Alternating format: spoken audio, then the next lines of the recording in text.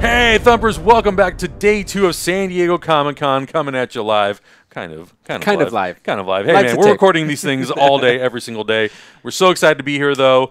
We have a very special guest in the studio today. Jason Liles is here. Oh. Jason Liles is here from Rampage. He played George in Rampage. You're going to be playing King Ghidorah in Godzilla King of Monsters. But I helped bring him to life. Bring him to life. Yeah, there are multiple people. Yeah, absolutely. Oh, okay. And I love the fact that we get to have this conversation because, as many of you know, Augustine and I did visual effects for many, many years, working on movies in 3D. Also, Naeem obviously worked. Naeem as well. That's where we met. That's how we've all met. Yeah. So being able to have a conversation with a performer who is one of many people to help put a performance like that together is super intriguing to us. Right. Especially because, you know, performance capture has evolved so incredibly. Yeah, 18 years. I think my first sort of exposure to it was Jar Jar in episode 1. And that was like very early stages where he even had a full suit and just had like a headpiece. The Jar Jar head. Yeah. And now you're in full jammies. Yeah. In a shoot. What is that? Yeah, man, it's evolved into full jammies. Yeah, full How on far we've come. Do they make them comfortable? Like when you're in there, they make them fit like perfectly. Okay, yeah, like that's I think there's like a woman who has a monopoly on it in Vancouver or something, and she makes them, and they're perfect jammies. They're awesome. Yeah, that's awesome. Yeah.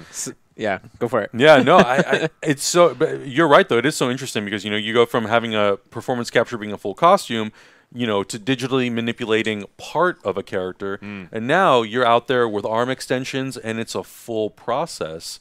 What sort of prep is that for you? Because I was reading that you trained for 6 months. Yeah. With Terry Notary, who did Kong and Kong Skull Island. What sort of things did you ask him for advice, or was it kind of like, I don't really want the King Kong influence, I kind of want to go into it fresh?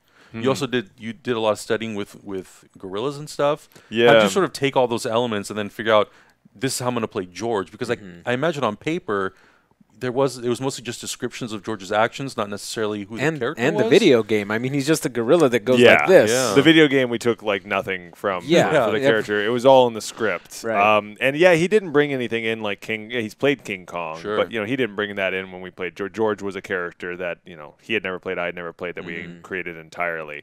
But the first 5 or 6 months, actually, I didn't know Terry. It was my own research because they hadn't brought me in yet. I just heard from my friend, the visual effects supervisor, Colin Strauss. We'd worked together all summer of 2016 on Death Note, and he was telling me this was what he was going to get going into pre-production and then shooting next year.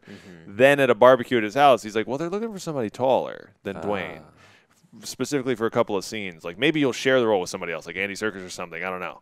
But they need someone taller, so start looking at Silverbacks, look at Coco, and start researching, because they're going to want to meet with you, like, maybe the next couple of weeks. Right. And he told me this, like, every couple of weeks, and he's like, oh yeah, this thing came up, but they know, and I've talked with the director about you and all this and that. So I just keep studying, like, man, maybe it's next week, I need to be prepared for 5 or 6 months. Then I finally got the call, thinking every week, this is the last week, I gotta. So I was watching documentaries, I was going to the LA Zoo and just watching gorillas be gorillas. I was researching Coco, I was looking at behind the scenes and interviews with Andy Serkis and Terry Notary and Toby Kebbell and Karen Carnival and everybody from Planet of the Apes. Seeing what all can I learn. Then I got brought in and I met with people and I got hired. And then Terry started training me. So we worked for several weeks in the Santa Monica Mountains on all fours. Oh, wow. Right. We were like most of the days we didn't see anybody. It was just us. Just you two. Yeah, like there's private gorilla Jedi training. Just you and arm extensions. And we talked about it. Like every other day, we were like, look at where we get to come out here and just like sit. And a lot of it is meditating. A lot of it, because you go to the zoo, a gorilla is just sitting there, just totally engaged in his or her senses right now. In the present, Totally present. And so that was a big part of it. Shutting off the mind. The physicality got better each day, but the biggest part, and he said, all the running and jumping and all that stuff, that's smashing, that's the easy stuff. The hard stuff is being alive and stillness. That's what we need to work on, and it's not about what we do. It's about undoing all the social conditioning and how the Jason you are today. We have to undo all that and get you down to just a core nothing, a blank slate foundation. And once we're there, you're 96% identical in DNA to a chimp.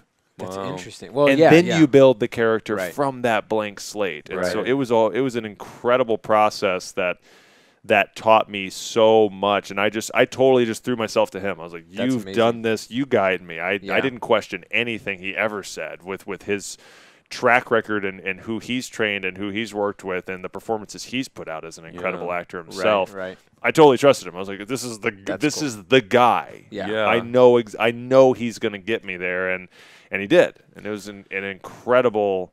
He got me to a place where I actually felt like and believed I was George the gorilla, like I was lucid dreaming while awake as a gorilla. It was really weird. Yeah, it's so. And now I know how to do that. It was revolutionary to me because I know how to do that with any character. Oh my gosh, I know how to like not act like, but actually be something or someone else. I know how to find that control panel in my body and in my brain. It was a breakthrough for me. So what was that process like? I can imagine that it's pretty difficult because we never take time in our day to just kind of take things out of out of our way to do nothing and be. We never sit and do nothing. Yeah. What's one technique that maybe I could use in my daily life that can like disconnect me, or like if I'm feeling stressed out? You could do it right now. Just look straight ahead. Okay. And put your hands on your knees. Okay. And check in with your face and your lips and your shoulders, and just kind of as you breathe out, just release tension there. Checking if there's tension in your knees and your abs, and just let it soften. And start to bring in a soft focus where you see everything in the room all at once. And just for a few seconds, just see that and listen.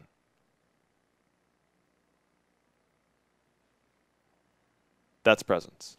Whoa. And being able to hold that, your mind turns off. You stop thinking. You don't think about past or future or what happened or what you might do later. Yeah. You're totally listening to right now. And being able to hold that for a few seconds becomes a minute, becomes a few minutes, becomes I can just hold it, and my mind does not, hey, let's think about stuff. What about that? Because it loves to, it constantly loves to knock on your door. Right. That is really the core of it. And we would do that for half an hour a day and just take in the whole room, and he would work through parts of my body, and that was the foundation of George. Wow.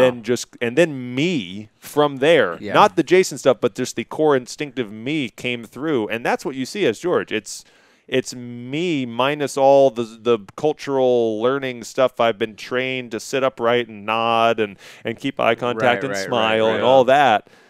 And ask for permission and drop all that. And then George, I came through as what people see as George is just me as a non-human, undoing all the things. In a performance, Yeah, and that's what's so interesting, too. You know, now that you're describing all that, I'm thinking about my experiences of going to the zoo and actually seeing chimps and gorillas and all this stuff. Yeah. And they do have this very sort of calm presence about them, and to be able to channel that, like that's because that was the thing that I really loved about the movie, was obviously the relationship that you have with The Rock, but also the nuance and figuring out sort of just like the tiny thing, and even for the artist to translate that off of your performance and create a digital version, that takes a lot of skill and work. Did at any point were you in the VFX offices working with maybe the VFX supervisor to look at stuff and to maybe say like, well, I think the nuance should be played a little more like this, or no? Never. It's really just them being like, we really got to work off the performance. So it's really important to capture that on set then. It is. And I think not a lot. I don't think a lot of the creative team fully knew that until they saw a finalized shot. Yeah. And they're like, oh my gosh, like Jason on set is George. And they're like, we're like, well, can we like hand animate from scratch? They're like, but there's way more money and that takes a long time. Like we can, but we want to use the large majority of Jason's work. And, but it is that marriage of my performance and then the amazing team at Weta coming together and turning me into an ape. Like otherwise, it's just me, and it's great as it is, but without turning it into George and seeing every little hair and everything, it's not that magic. And so Weta really takes it and turns it into magic. I think we can see a good example of it in this reel here that they provided. Do you want to jump into this a little bit? Let me hit play on this bad boy. We're gonna jump into this reel for a second. So I mean, you can see right here. You can see, I mean, there I am on top. I'm right there with George, and all the signing, all the lips, everything's picked up. There's 63 dots on my face. Every little muscle. The voice is me as well, and I mean, they really pick up everything. Is so the laugh. I love that. Yeah, it's so good. So This was a pickup shot in Warner Brothers. That's why I'm not wearing the dots. That's what I was That's curious on about. set. That, yeah. That tears and snot were all over my face in that bear cave scene, and The gear along the back, is that just batteries and everything yes, for all the? and it gets very hot. Yeah, I can imagine. Oh yeah, you can see some reflection of tears and snot on my lips there. Yeah. But it's just it's amazing to me. The first time I saw this just coming out, I'm like, oh my gosh, it's every little thing. It's this little look to the side there. It's every little thing. Just the position of your body. I mean, it's unlike what you would expect from a regular person, but to have that is so great, and I think it adds so much depth to the performance. That's a shot of us in the volume. So we shot every scene again in a volume in this sound stage on the carpet. And so that's one shot, especially the larger stuff. Like I'm there in a scissor lift for all that stuff because George is 35 feet tall. He's got a big crown on his head, so his eyes are 25 feet up. So I would hold a tape measure, and in the scissor lift they would go up to where it would reach 25 feet, and then I would let it go, and I would sign with Dwayne from there. So speaking of the sign language, was that something that was already in the script, or was that something that was kind of brought in later in the process? No, it was in the script. Yeah, from the get go. I think in the script, I don't think it said specifically what George signed. It had Davis's. I forget. It's been so long. I know it had Davis's responses, so that kind of left it open to okay. We got with Paul, who was the sign language coach. He and I and Terry, we sat down in one of the weeks of training, and we talked about, okay, what are some responses we could have here, but what would a gorilla? Right. It's different. It's different if we know language and English and stuff. But like when a gorilla learns a sign, why does the gorilla learn that sign? What details of the signing? Like Coco, to do a K, that's a K, and so she would go Coco. I'm Coco. But with her thumb, it's lower down, so she can't grab those. So she goes Coco. So we had to think about stuff like that. Interesting. Yeah. But then the main thing was, what's the feeling that I get as George? Then I want to communicate that, and what, based on what I might know, how would I communicate that? And there was and Terry had a lot of experience with that from Planet of the Apes, and so he had a lot of great suggestions of like, you don't understand that concept, so we can't. George doesn't know, so you can't sign that, so we have to come up with something else. Instead of soldiers, maybe it's bad men. Or something. Like, a little bit of like reverse engineering. Some stuff. Yeah. So that was an interesting process and kind of fun, and we had a lot of fun coming up with, well, what could we do at the end?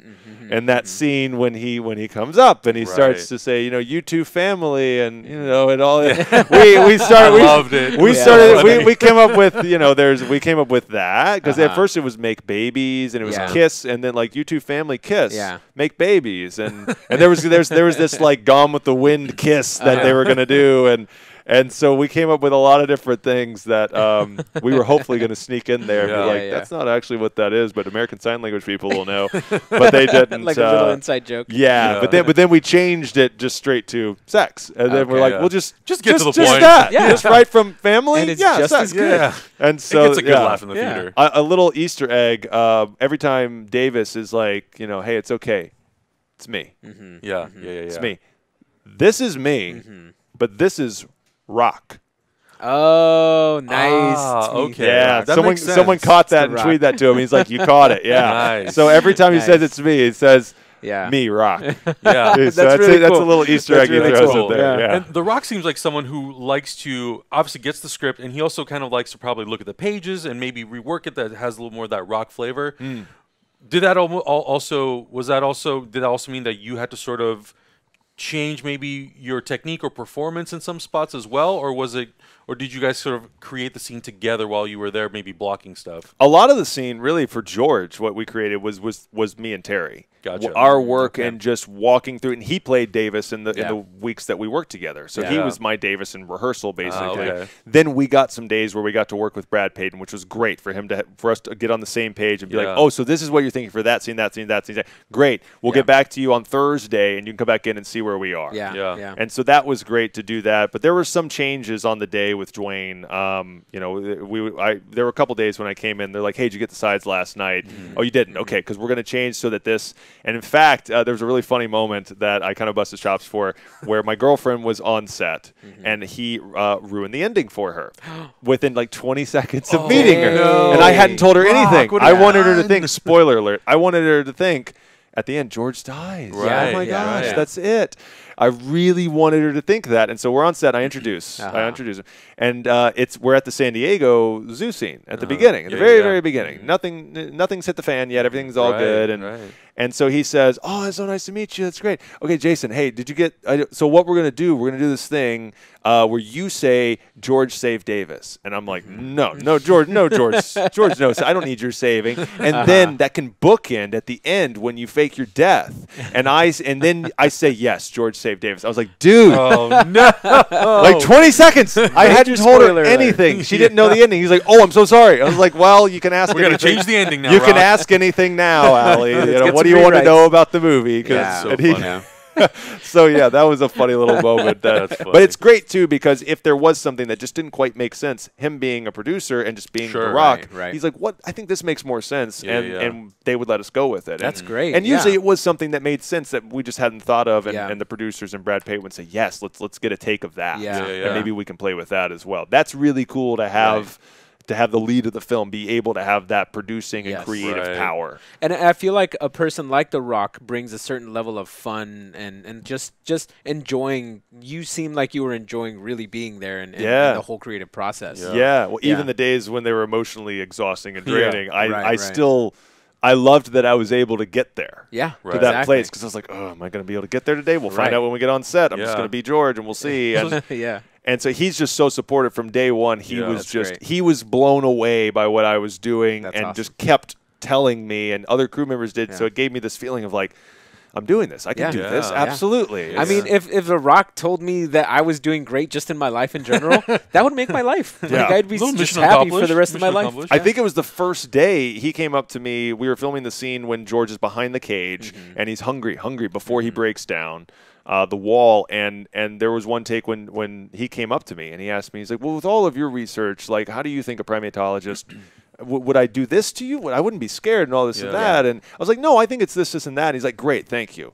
And he walked away. I was like, did you just ask me for direction? Like, did you just direct or help? The Rock? So like, you directed he's The Rock? such a, but that's who he is. He's such an open guy. He's not like he's like, what does everybody think? What do we think is best? And so he just and he's that kind and generous and open and very professional and very fun and loving to everybody all the time. So he helps keep the atmosphere fun and loving, but very professional. When he comes on set, it's just, we're here. Let's get it done. Let's get it done. So that was your first day?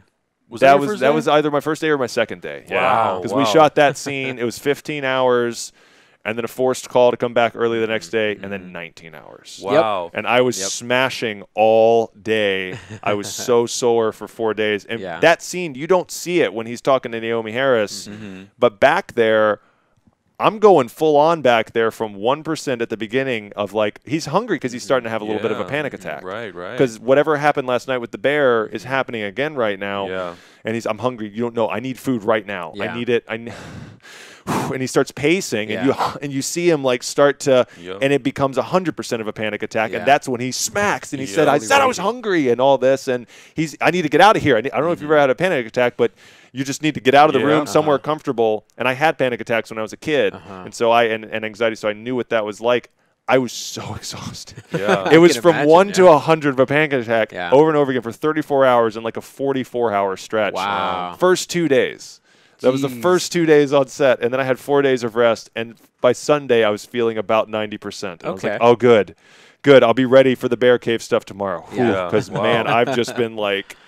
So first day is just like, let's just ruin him emotionally, break him down, and then we'll rebuild him back up. Brad Payton's assistant, Ozzy, came into the makeup trailer on the second day. He's like, hey, Brad just wanted me to tell you that you're going to be smashing all day, so just be ready for that. Prepared. I was like, dude, we did 15 hours yesterday. What could be worse? How about 19 hours until 6 a.m.? Ouch. Oh, man, that's rough. But it was so much fun. It was so much fun. When George, so when you're working off other actors, whether it's Naomi Harris or The Rock, when the character changes size, how does that sort of change your performance, and what do they have to add anything to you to make sure that the eye levels of all the other actors are where they're supposed to be, or how does that process work? That's a great question. Like in that scene in the cage that I was talking about, they had me on platforms so I could be on all fours because he's a little bit bigger then. Right.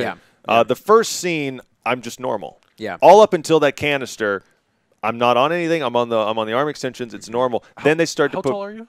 I'm 6'9". 6'9". And so when he's bipedal, I'm 5 something, or quadrupeding, he's 5 something. Gotcha.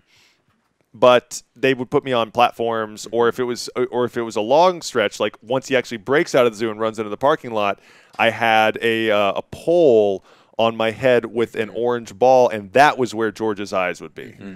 I think we saw a little bit of that in this clip here too. You have like a pole, like the really thin pole with the green strip. Yeah. The green, like I think the green strip might have been for the crown of my head for framing, and then the orange ball was for Dwayne for eye line. Gotcha. And it was tough because a lot of times we would do a take here, and they'd be like, "God, again, Dwayne, I forget because your eyes, I got you right here. Definitely. Okay, it's okay, you know, and So how do you do that then? Like, how do you, because if they have to look up, are you looking at them, or are you maybe trying to look in a different direction so you don't distract them? I look right at him. Yeah, because I know because there's a camera right here, so it's capturing it. So I need to act like everything's fine. Right. So that's gonna, everywhere I go, they're getting a close up. So that's gonna get that, and then they got all the cameras around getting the wide. So I act, and then certain things we have to do again in the volume because he's grown, or whether he's 35 feet tall. How much of the super giant George then did they have you play? Did you do a lot of that as well? Yeah, all of it. Yeah, we went through, and that was one of my questions at the beginning.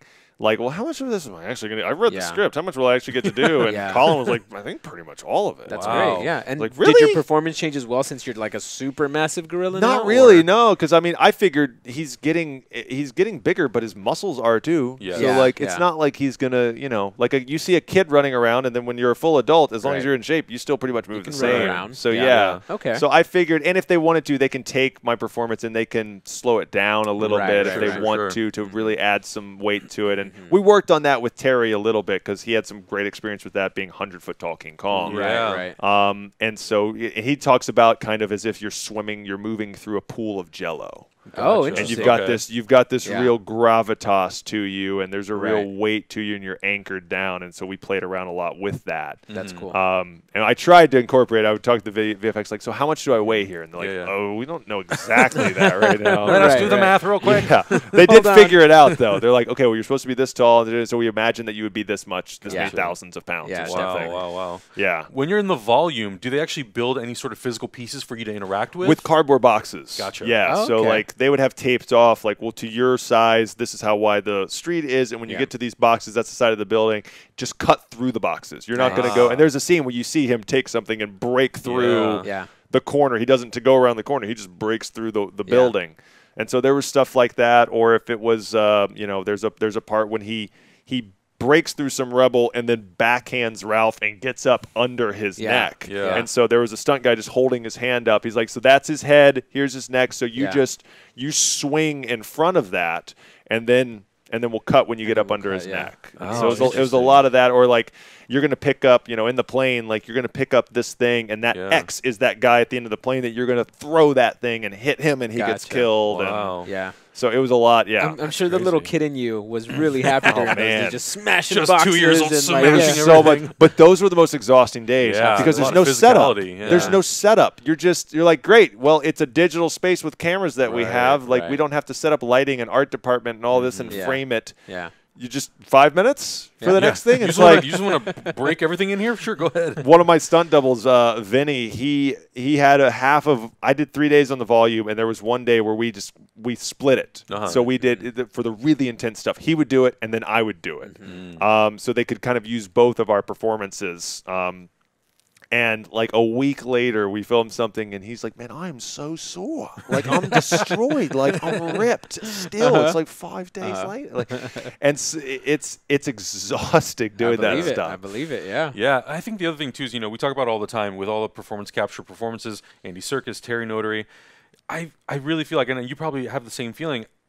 I think we've come to a time now where this sort of performance capture needs to be more widely recognized, I feel like, by Academy and all these other organizations. How do you like now, having played the part once and doing it again, you know, are you also in that camp of like, yeah, it would be really nice if people kind of more widely more aware of what exactly this takes? Yeah, I'm actually a member of the SAG-AFTRA Performance Capture Committee, and that is our mission, to educate people on what performance capture actually is, and to protect actors who are working in performance capture so they're not paid less because the producers think it's less than acting or something like that. And that happens a lot. It happens a lot. And so because they're like, oh, well, it's just kind of like reference or something. It's like, I'm still coming on set and acting, and then you're going to, you know, it's no different than like bringing in a stunt double or something. Exactly. But the main difference I saw when I was researching it, and the easiest way I like to describe it is the difference between Dwayne Johnson playing Davis and me playing George is we're wearing different wardrobe,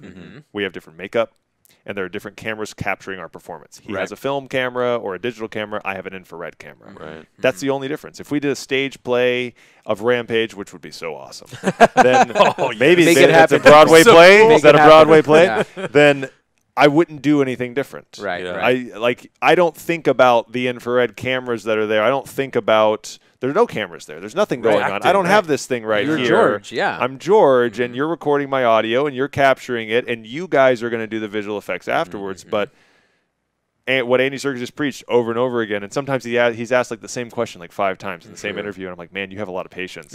Because they're like, well, what tips and tricks? Oh, no, it's all the same. Well, what advice would you have if someone wants to do motion? Well, no, because it's all the same. And, well, what are the differences you've learned? And he's like, well, it's all the same.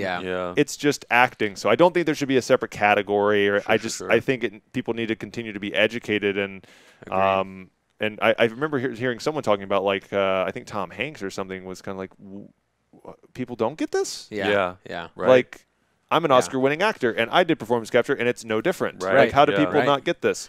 So it's. I think people just need to be educated, and 100%. There should not be another category because it's not separate. You know, it's acting. It's performance. It's acting. There's nothing I did different playing George than playing any other character, except I was just able to learn how to get into it more than ever thanks to Terry's training. So now that you've done it once, going and doing it for Godzilla, is it kind of more like now it's just like, okay, reading the script, get to know the character, cool, let's go do this, and minor adjustments? Or is it a lot of like, okay, I need to relearn or do different things now? There are certain aspects of it. I mean, the meditation type stuff that he taught me, that really helps me to close out and forget that I'm a human and to become something else. That's really helpful. But that was me. I actually went back to the same training spot in the mountains for that, just playing by myself, just trying to find like, how would this guy move and what would work? Yeah, because there's no real reference for a 3-headed dragon. No, there's not. Does it have arms? No arms, right? Are you allowed to say? Well, he has wings. He has wings, but no like little T-Rex arms or anything. Yeah, so like there's not like a book on Amazon about how to play a 3-headed dragon. Exactly. 3-headed dragon for dummies. And I'm not the only person playing him. I can't go into the details of how, but there are multiple people. But yeah, I looked at, well, okay, he's a dragon. Okay, well, what's real out there? Well, there's Komodo dragons. There's lizards. His heads are kind of like snakes a lot. And so I tried to look at what's real. I went to the zoo and I watched a lot of videos of snakes fighting and Komodo dragons fighting and tried to see what can I. And then the anatomy of a face of like a dragon's very different than how an ape, they're very close, all the muscle, but you look at a snake, like they don't have a lot of movement going on. And so I tried to look at what I could to help, but it really comes down to kind of just getting in the room and just playing, really just playing monsters on the carpet. And so it kind of similar thing for Rodan. It's like, well, how would I even look at being a pterodactyl when I'm a human? But you just do the best you can, and the animators use it. And so I can't wait to see the first footage of that stuff. I've read that people I saw oh yeah, there were some screenings the last couple of months. It's like, when? I didn't. Where's my when? Yeah. I know, right? If people are like, Godzilla, oh, that's amazing. It's the best Godzilla movie ever. Oh my gosh. I'm like, I want to see it. I'm in it. What the heck? I'm in it. And they're like, oh, there's some stuff that's finished footage and some isn't. I'm like, I haven't seen anything finished. So I can't wait to see that first shot. Yeah, absolutely. Last question for you before we wrap out of here. Is there any other monster or any other character, now having done this and being able to adapt the motion capture technology, that you would like to play? I don't know, because George, I didn't know was going to be a character movie, and I fell in love with him. And he was amazing.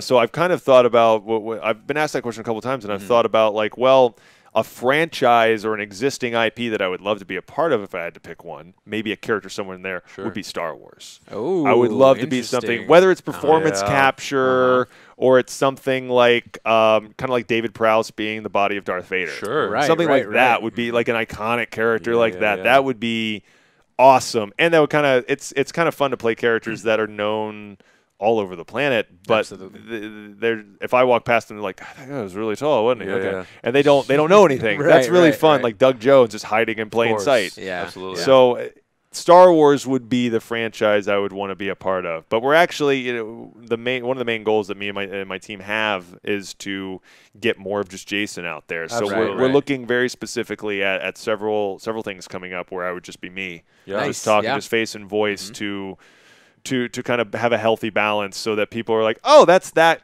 guy, because it helps, absolutely. If we introduce myself to casting, exactly. A lot of casting directors are like, who is he? Oh, he was that. Oh, okay. Well, I don't know if he can play a human though. It's like, well, excuse me. Is he not a human my whole life. I have way more experience. I'm very good at being a human. I have several years of human I can do it in my sleep. It's very good. So that's something that we're looking at a couple things, but then there's also a couple other things, non-human, that we're looking at that just, I can't turn them down because they sound awesome. Absolutely. And if Chewie needs a new sidekick because Han Solo's gone. Not even just a best friend. The whole planet of Wookiees. Oh, man. Right? The Kashyyyk true Hollywood story. Man, I would love to be a Chewie. I mean, that's basically Brad Payton said that Davis and George are Han and Chewie. When I talked, so I was like, I am Chewie. Yeah. I get it. Okay, so that was, Dwayne was like, oh my gosh, we are Han and Chewie. He flipped out, but so I did get to play Chewie a little bit, but I'd love to be anything in Star Wars. I mean, that's the one movie poster I have in my apartment that is a project I'm not in because I'm just such a fan. So we'll see. It's good to know. We'll see. All right. Well, thank you so much for coming by. We appreciate it so much. Guys, Rampage is coming on Blu-ray this week. Jason, let people know where they can find you online. Yeah, the Jason Liles on Twitter and Instagram. I post all my nerdy things on there. Awesome. Updates of what I'll be doing and where you can find me. Is this going to be going on here at Comic-Con? 100%. Okay, well then, tomorrow, or maybe it's today when you show this. I don't know. It'll be today. Saturday at 2 p.m. I'm going to be basically right out there at the George statue. Awesome. Taking photos with anybody who wants to come by. I don't know when they'll ever bring out that statue again. It is the one from the red carpet, from the Hollywood premiere. So that's going to be a fun thing to do. Just kind of interact with fans and get pictures with George. That's awesome. But yeah, you can keep up to date the Jason Liles. Perfect. Awesome. And then, Saturday, we're not 100% sure exactly what's going to come out of the Godzilla panel. Hopefully some footage. We are definitely going to be reacting to it and discussing it. So excited. It'll be so good. So guys, make sure you stick right here to Hyper RPG for more coverage from San Diego Comic-Con. Thanks for watching. Hey, what's up all you tabletop nerds out there? Zach here with a special San Diego Comic-Con announcement. Hyper RPG, Stoic, and Versus Evil are teaming up to bring you a Banner Saga mini-series starting next Tuesday, 7 p.m. Pacific Time, live on Twitch. We've got the amazing Andre the Black Nerd, Shovel, Lasercorn, Trisha Hirschberger, and Steve Zaragoza as our cast, and the one and only Adam Coble as our GM for this wonderful adventure. This will be a 4-part mini-series coming to you every consecutive Tuesday from 7 to 10 p.m. Pacific Time, and you're going to want to get in there and watch it live because you, as a viewer, get to become a part of their caravan, making decisions that will drastically affect the overall story. This is all to celebrate the final installment in the Banner Saga series, Banner Saga 3, coming out on July 26th on all platforms. What better way to celebrate the amazing world of Banner Saga than through a tabletop RPG? We are so excited to bring this to you all. Make sure to tune in live on Tuesday after Comic-Con and every following Tuesday for 4 weeks, but if you miss it, don't fret, it'll be going up on YouTube immediately after.